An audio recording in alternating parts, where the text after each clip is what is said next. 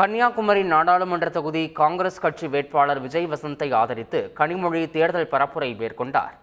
நாகர்கோவிலில் நடைபெற்ற கூட்டத்தில் பேசிய அவர், கன்னியாகுமரி மாவட்டத்திற்கு விமான நிலையம் அமைக்க வேண்டுமென விஜய் வசந்த் முன்வைத்த கோரிக்கையை மத்திய அரசு நிராகரித்ததாக தெரிவித்தார்.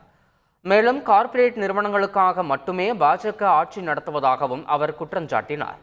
இக்கூட்டத்தில் ஏராளமான தொண்டர்கள் கலந்து கொண்டனர். கார்ப்பரேட் நிறுவனங்களுக்காக ஆட்சி நடத்தி கொண்டிருக்கக்கூடிய கட்சி தான் பிஜேபி. ஆமா, அதனாலதான் நீங்க ஏர்போர்ட் கேக்குறீங்க ரொம்ப நாளா. நம்முடைய தம்பி வசந்த் கூட அங்க நாடாளுமன்றத்துல கேட்டாரு, எங்களுக்கு கன்னியாகுமரிக்கு ஏர்போர்ட் வேணும்னு. அதெல்லாம் கொடுக்க முடியாதுன்ட்டாங்க. நான் பல முறை கேட்டேன், தூத்துக்குடிக்கு ஏர்போர்ட் கொஞ்சம் பெருசு பண்ணி பன்னாட்டு விமான நிலையமா மாத்துங்கன்னு. தூத்துக்குடிக்கு எதுக்கு பன்னாட்டு விமான நிலையம்னாங்க. செய்திகளை உடனுக்குடன் தெரிந்து கொள்ள உடனே சப்ஸ்கிரைப் பண்ணுங்க.